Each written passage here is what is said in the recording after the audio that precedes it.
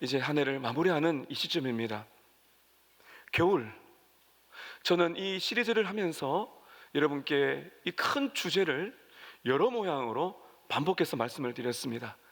멈춘 것처럼 보이는 이 계절에 우리의 인생도 멈추어진 것 같지만은 하나님의 은혜는 일하고 있다. 겨울이 지나면 봄이 오듯이 힘들고 지쳐있고 메말라 같은 이 겨울에도 하나님께서는 새날을 준비하고 계신다는 사실을 함께 여러분과 나누었습니다. 오늘 한 해 끝에 서서 우리는 이런 질문을 던질 수 있죠. 하나님, 제가 과연 우리가 어디까지 왔을까요? 분명히 제가 은혜를 많이 받은 것 같은데 아직 너무 많이 부족한 것 같습니다. 이런 질문을 우리 모두는 던질 것입니다. 오늘 이 질문에 대한 대답이 오늘 나오는 한 시각장애인의 눈을 열게 하시는 예수님의 이 기적을 보면서 우리는 답을 찾을 수가 있습니다. 오늘 본문이 특별히 독특한 것은 신약 성경에서 예수님이 많은 병자들을 고치시는데 두 번에 걸쳐서 한 사람을 두 번에 걸쳐서 고치시는 유일한 사건입니다. 그래서 이 이야기는 단순한 치료의 과정이 아니고 이 마가복음의 핵심은 제자도인데 제자들이 예수님을 그렇게 따라다녔지만은 여전히 부족하고 약해서 예수님을 온전히 깨닫지 못하는 그런 제자들의 모습, 그리고 우리들의 모습을 보여주는 중요한 사건이라고 볼 수가 있습니다. 여러분, 하나님은 우리에게 빠른 결론을 주시지 않습니다. 대신에 오늘 2025년을 마무리하는 이 예배 때 주님은 우리에게 이렇게 말씀하십니다. 나는 아직 끝내지 않았다. 나는 너를 서두르지 않는다. 회복이 느리더라도 나는 너를 반드시 빚어가고 있고 하나님의 사람으로 만들어 갈 것이다. 할렐루야. 오늘 이 말씀, 회복이 느리더라도 하나님의 은혜는 흐르고 있습니다. 오늘 이 주제로 여러분께 말씀을 드립니다. 첫 번째, 느린 회복은 하나님과의 동행입니다. 하나님과의 동행이 우리 회복과 관계가 있어요. 오늘 말씀 22절 초반에 보면 베세다의 이름에라고 나와 있습니다. 이 베세다는 마가복음에서 아주 중요합니다. 지난번 여러분 말씀 한번 기억해 보시면 좋겠어요. 예수님께서 오병이어의 기적을 일으키셨어요. 그리고는 제자들을 빨리 배를 타고 건너편 베세다로 가게 하셨습니다. 바다를 건너가는데 한밤중이 오고 풍랑이 일고 맞바람이 부는데 예수님께서 새벽에 오셔서 걸어오시지만 예수님을 알아보지 못하는 제자들의 모습을 우리는 보았습니다. 예수님은 그들에게 말씀하시죠. 나니 두려워하지 마라. 왜 그렇게 마음이 둔해 있느냐? 그리고는 이제 베세다 지역으로 오셨어요. 시간이 많이 지났습니다.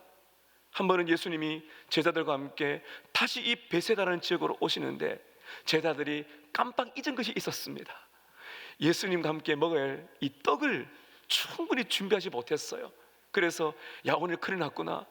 오늘 이 떡이 부족하니까 근심이 된다고 염려하고 있는데 예수님께서 그것을 보고 계셨습니다. 여러분, 제자들은요, 예수님의 기적을 눈으로 봤어요.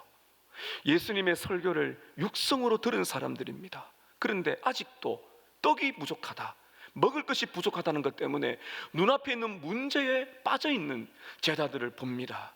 이때 예수님은 이 상황을, 떡이 없다는 상황을 책망하지 않고 이 제자들에게, 다시 말하면 아직도 영적인 눈이 열려지지 못한 이 제자들에게 예수님은 특별한 말씀을 하십니다. 마가복음 8장 17절 18절, 오늘 말씀 바로 앞에 있는 이 말씀인데 이 말씀을 읽어야 오늘 말씀이 도움이 돼요. 우리 함께 읽겠습니다. 시작.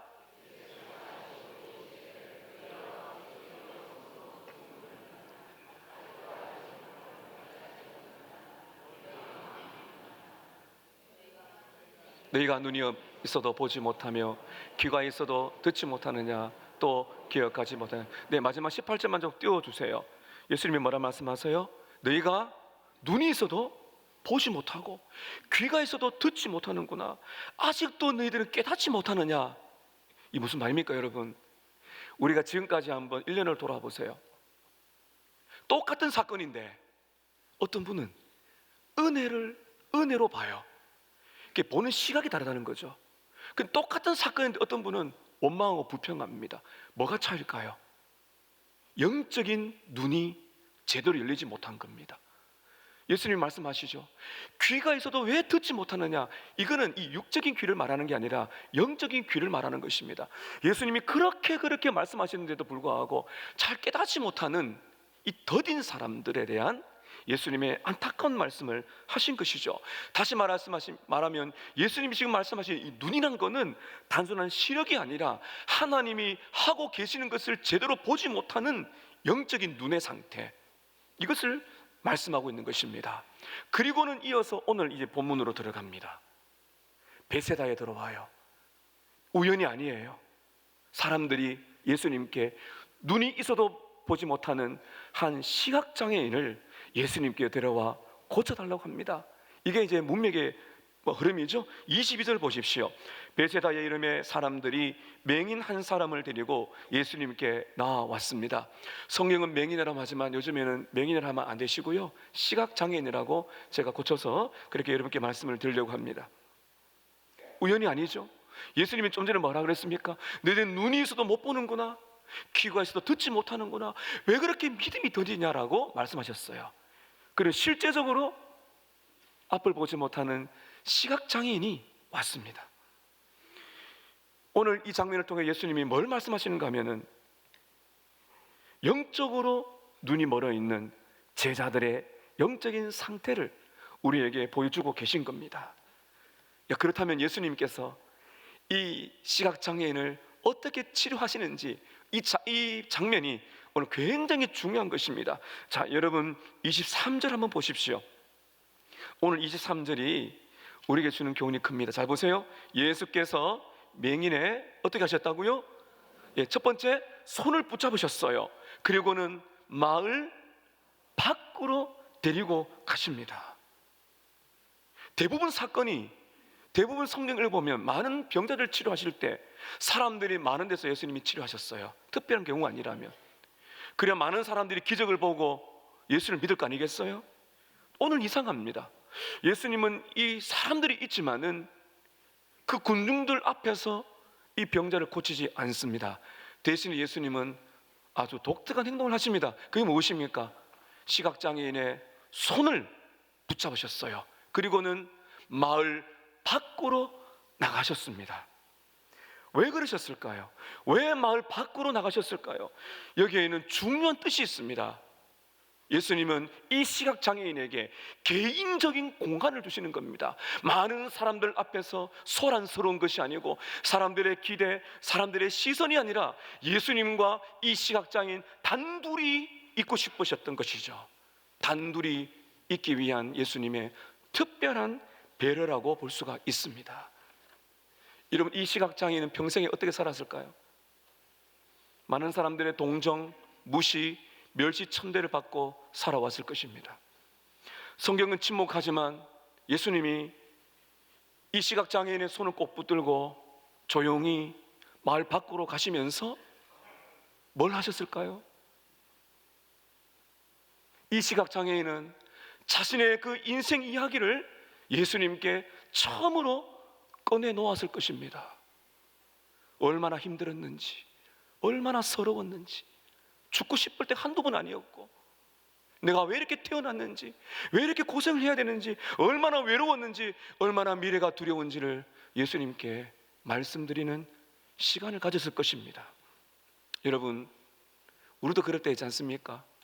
우리도 내 안에 있는 진짜 아픔과 고통을 털어놓을 한 사람, 그 사람이죠.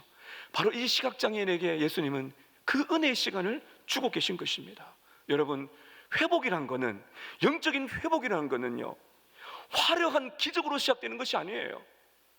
영적인 회복은 예수님과 함께 걷는 그 순간, 주님이 내 손을 잡으시고 내 인생의 길을 걸어가시는 그 순간 속에 더디지만 회복이 있는 줄로 믿습니다.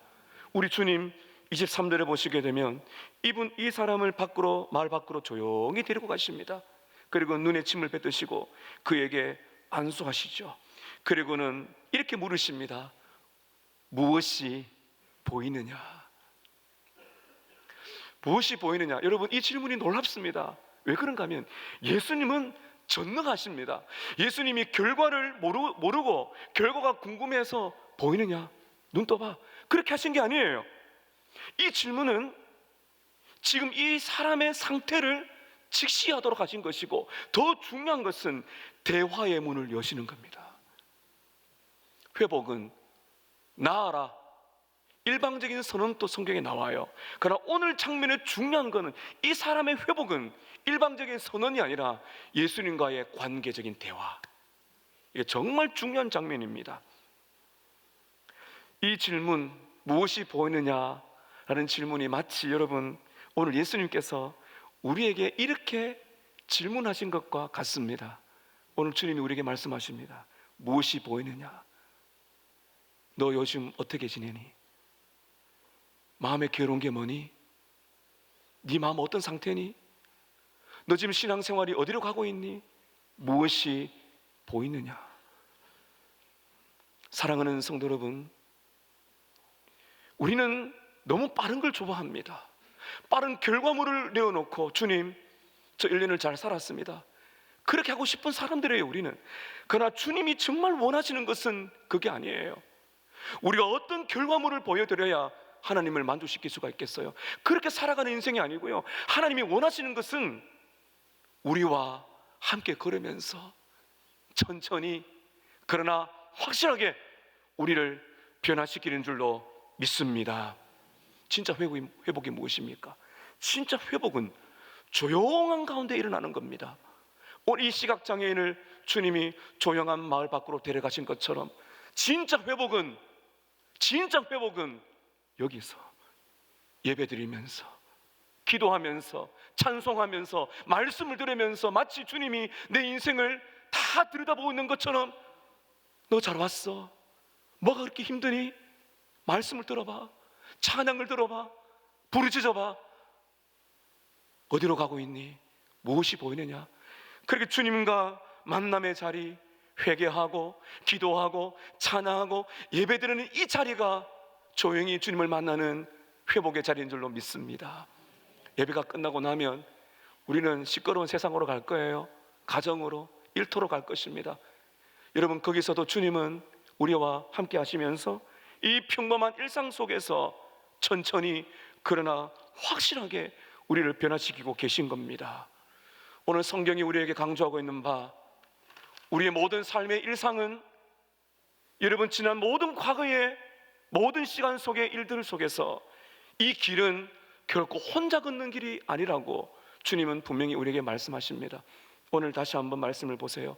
23절에 여러분 이렇게 저를 한번 따라 하십시다. 예수께서 나의 손을 붙잡으시고 조용한 곳으로 데리고 나가사 대화하십니다. 주님이 오늘 우리의 손을 붙잡으시고 함께 길을 걷는 줄로 믿습니다. 예수님, 믿음이 약한 우리의 손, 믿음이 약한 우리의 손, 그렇게 많이 넘어지고 자빠진 우리의 약한 손을 붙들고 걷고 있다는 것이죠. 이런 기억하세요. 예수님의 관심은 속도가 아니고 동행입니다. 얼마나 많이 빨리 가서 내가 얼마나 많이 이루었냐가 아니에요. 예수님의 관심은 오늘 구조와 함께 걷고 있는가.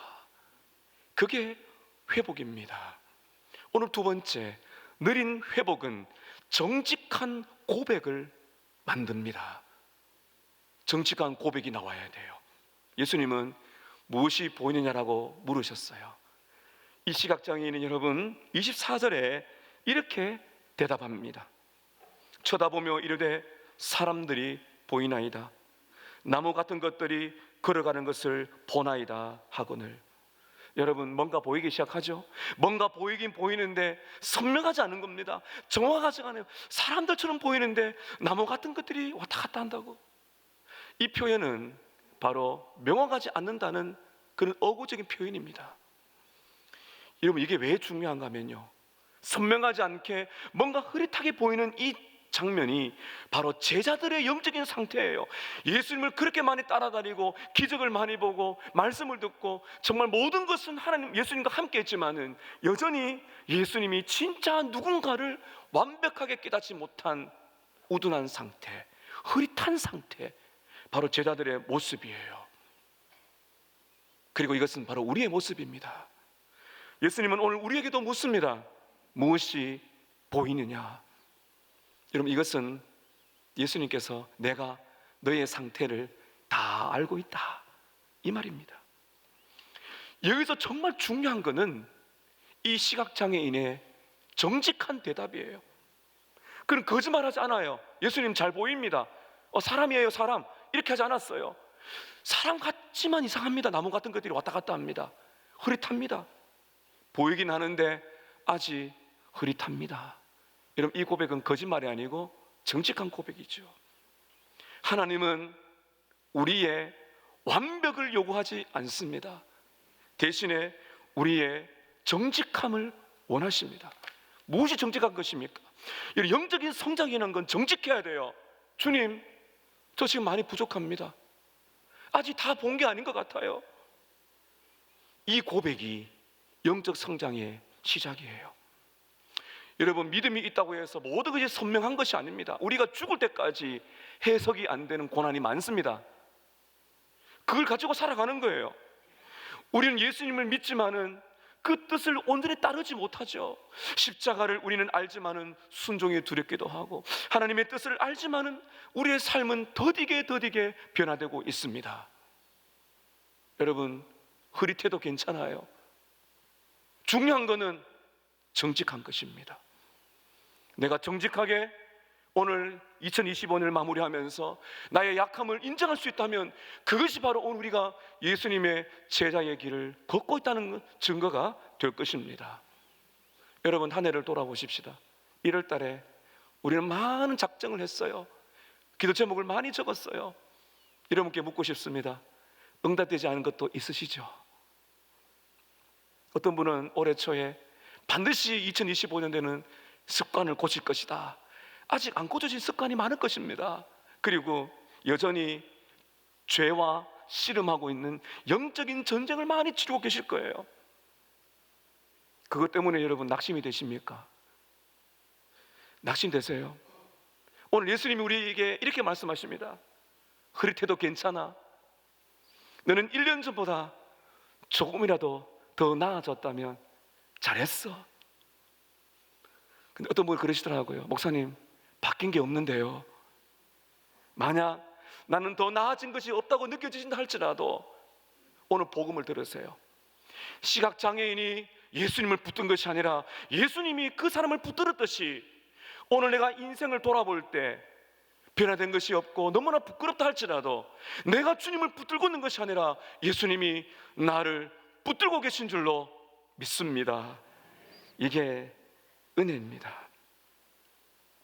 은혜는 우리가 은혜란 거는요, 내가 도착했어요, 다 했어요 라고 선언하는 것이 은혜가 아니고, 은혜는 하나님께서 결코 나를 버리지 않고 인도하신다는 겸손한 고백이 바로 은혜입니다. 예수님은 완성된 제자를 찾으시는 것이 아니라 정직한 제자를 찾고 계십니다. 예수님 보이기는 하는데 흐릿합니다. 말씀이 맞는 것 같은데 순종하기 힘듭니다. 그 고백이 필요한 거죠. 오늘 마지막 세 번째는 느린 회복은 반복되는 은혜로 완성이 됩니다. 반복되는 은혜가 있어요. 자, 여러분 25절 보십시오. 이에 그 눈에 다시 안수하심에, 이분을 잘 보셔야 돼요. 그 눈에 다시 안수하심에 그가 주목하여 보더니 회복되어 모든 것을 밝히 보는지라. 예수님은 다시 손을 이 장애인의 눈에 얹으셨습니다. 어떤 사람이 이런 질문을 하더라고요. 왜 두 번일까요? 아니, 예수님의 능력이 부족한 거 아닙니까? 한 번만에 고치시지 왜 두 번일까요? 심각한 분은 이렇게도 질문합니다. 신앙생활에는 특별한 두 번째 체험이 있어야 되는 것입니까? 성경에는 그렇다라고 말하지 않습니다. 오늘 이 장면이 중요한 이유가 있어요. 이 마가복음과 당시 제자들에게 특별한 교훈을 위해서 예수님이 하셨어요. 예수님은 왜 두 번의 단계를 거치셔서 이 시각장애인의 눈을 여셨을까요? 중요한 것은 제자 훈련의 과정을 보여주는 겁니다. 제자들이, 여러분, 정말 우리 같으면은 막이 뭐라 그럴까, 답답해 견딜 수가 없어요. 눈으로 기적도 보고 예수님 무리로 걸어오는 것도 보고 오병이어로 수만 명 먹이시는 것도 보고 예수님의 설교를 들은, 어쩌면 여러분 최고의 그런 설교자가 말씀 들은 게 아니겠어? 하나님을 만났는데요. 그런데 어떻게 그렇게 천천히 변화되는지, 바로 그것을 예수님이 시각장애인의 두 번에 걸친 과정을 통해서 보여주고 계신 겁니다. 제자들의 이 영적인 시야가 조금씩 열리고 있다는 것, 그리고 우리들에게 이 과정을 말씀하는 겁니다. 또 하나는 예수님이 이 사람을 두 번의 단계로 고치신 이유는요, 하나님의 방법임을 보여주는 겁니다. 여러분, 하나님의 방법은 다양합니다. 다메섹 도상으로 가던 그 바울이 극적인 회심을 하듯이 한순간에 예수 믿는다는 분이 계시죠. 그런 분도 있고요. 디모데처럼 모태신앙에서 어릴 때부터 말씀 들으면서 이렇게 자라신 분도 계십니다. 그리고 오늘 이 시각장애인처럼 점진적인 과정을 통해서 여러 가지 시간을 보내면서 예수님을 만나고 변화되는 분들도 있습니다. 중요한 것은 횟수가 아니에요. 횟수가 아니고 정말 중요한 것은 하나님이 그 사람을 어떻게 이끌어 가시는가, 그게 중요한 것입니다. 여러분, 하나님은 여러분의 인생을 다 알고 계세요. 여러분, 지난날 돌아보시면서 비교하지 마세요. 주님, 저는 생고생을 했는데 왜 저분은 저렇게 편안하게 살게 두십니까? 라고 말하고 싶으시죠. 오늘 주님은 여러분의 인생, 여러분보다도 여러분의 인생을 더 잘 아시기 때문에 어떤 사람에게는 급진적인 변화, 어떤 사람에게는 여러 과정을 겪으시는 것처럼 하나님은 여러분 한 분 한 분의 인생을 가장 아름답게 인도에 오신 줄로 믿습니다. 바로 여러분 그것입니다. 하나님이 여러분을 어떻게 인도하셨는가, 그게 중요한 것입니다.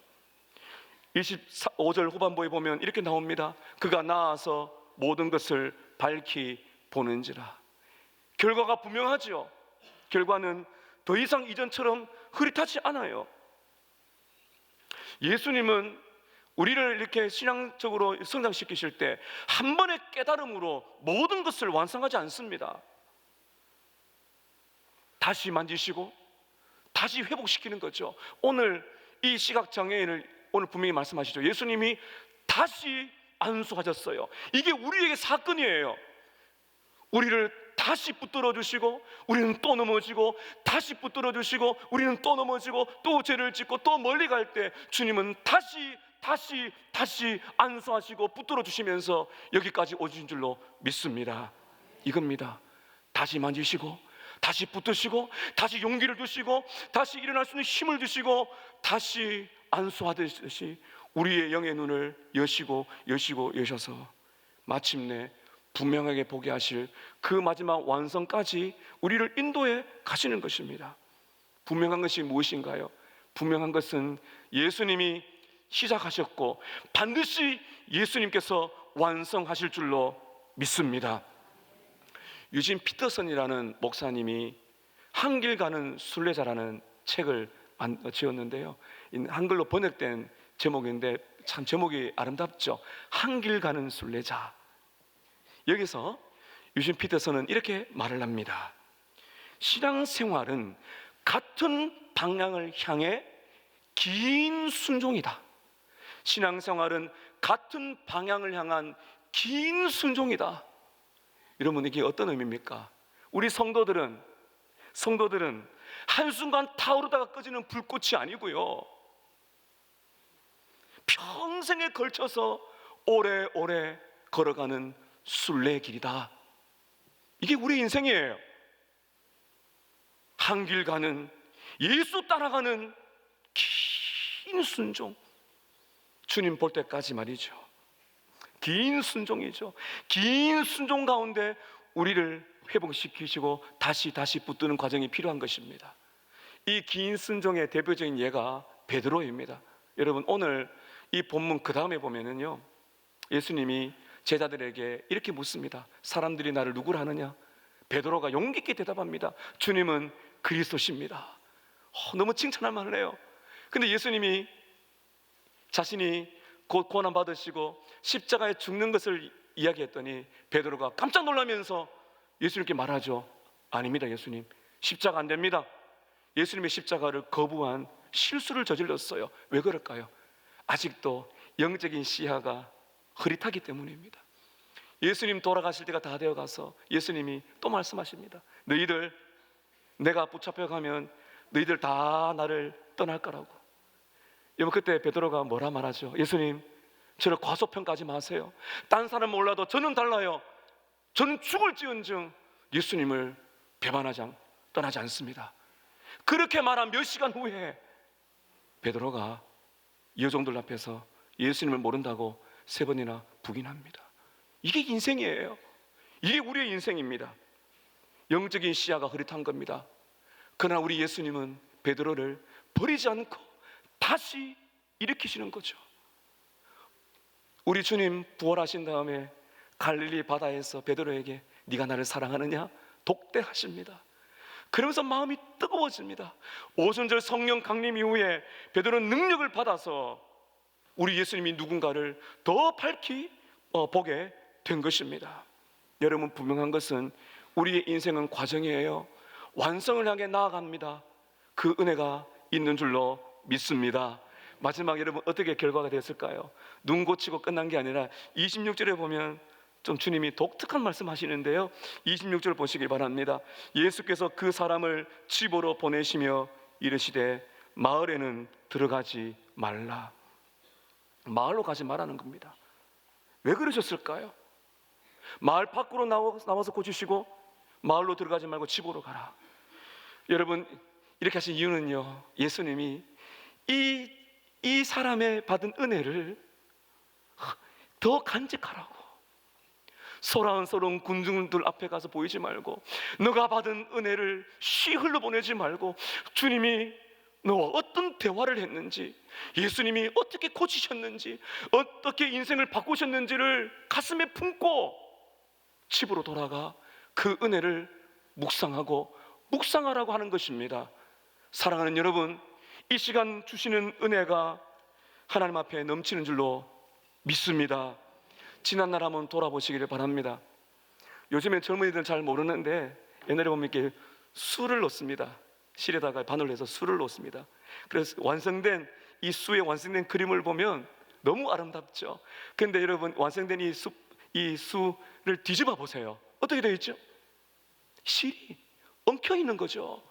눈 뜨고 볼 수가 없죠. 이리저리 꼬여 있어요. 그런데 완성품은 최고예요. 여러분, 우리가 지난날 돌아보니 얼마나 여러분 실수도 하고 이 실타래가 얽혔어요. 그러나 주님의 은혜입니다. 지난날 돌아보니 모든 것이 주님의 은혜인 줄로 믿습니다. 은혜를 간직하세요. 막연해 한다고 여러분 시끄럽게 하지 마세요. 마음을 가다듬으세요. 집으로 돌아가 은혜를 간직하라고 하신 것처럼 여러분, 우리는 이 사람의 마지막을 볼 수 있죠. 더 이상 어둠이 아니라 빛 가운데 살아가는 모습을 떠올릴 수가 있습니다. 이 이야기는 여러분 이렇게 끝납니다. 그런데 여기서 끝나지 않고 이 이야기는 바로 우리의 이야기로 연결되어 있습니다. 여러분 기억하세요. 하나님은 반복적으로 계속해서 은혜를 주시고 절대로 우리를 포기하지 않는 손길로 우리를 예수의 사람으로 빚어가고 계신 것입니다. 영적인 시야가 밝혀지고 말씀을 깨닫고 고난의 의미를 깨닫고 예수를 믿는다는 것이 어떤 것을 깨닫으면서 여러분, 우리가 마침내 이 땅을 떠나 우리가 주님 앞에 서게 될 때 고린도서 13장에 있는 것처럼 face to face, 얼굴과 얼굴을 맞대어 내 육신의 눈으로 예수님의 얼굴을 보는 그 날이 올 줄로 믿습니다. 여러분, 2025년을 마무리하면서 아직도 여러분 마음속에 이런 질문이 있으신가요? 올해도 많이 변하지 못했어. 내년도 변할 수 있겠냐고. 여전히 같은 죄와 수년간 싸웠는데 내년도 변할 수 있겠냐고. 신앙이 이렇게 더딘데 내년도 똑같을 거라고. 그렇게 우리는 마음이 옵니다. 그럴 때 예수님의 음성을 들으십시오. 예수님은 오늘 우리에게 이렇게 말씀하십니다. 나는 절대로 서두르지 않는다. 그러나 결코 나는 너를 포기하지 않는다. 믿음이 더디다고 낙심하지 마십시오. 회복이 느리다고 절대로 자신을 포기하지 마세요. 자포자기하지 마세요. 왜냐하면 하나님은 끝까지 저와 여러분을 하나님의 방법으로 인도하실 줄로 믿습니다. 겨울에도 자라는 은혜, 오늘 이 시리즈의 마지막 고백이 이 고백입니다. 한번 따라 하십시다. 은혜는 우리를 빨리 바꾸지 않지만 반드시 끝까지 하나님의 사람으로 바꾸어낸다. 믿으십니까? 2026년이 곧 밝아올 거예요. 여러분, 2026년도도 여전히 우리는 흐릿할 거예요. 여전히 우리는 느릴 것입니다. 여전히 부족할 것입니다. 그러나 확실한 것은 2026년도에도 예수님께서 우리의 손을 꼭 붙들고 미지의 세계를 인도하실 줄로 믿습니다. 오늘 한 해를 마무리하면서 우리가 드려야 할 고백은 이것입니다. 주님, 25년 한 해 저와 함께 걸어주셔서 감사합니다. 저는 너무나 느리고 너무나 부족하고 너무 연약했습니다. 그러나 주님은 저를 포기하지 않으셨습니다. 2026년도도 저의 손 꼭 붙들고 걸어 주실 줄로 믿습니다. 이 고백이 저와 여러분의 고백 되시기를 예수님의 이름으로 축복합니다. 기도하겠습니다.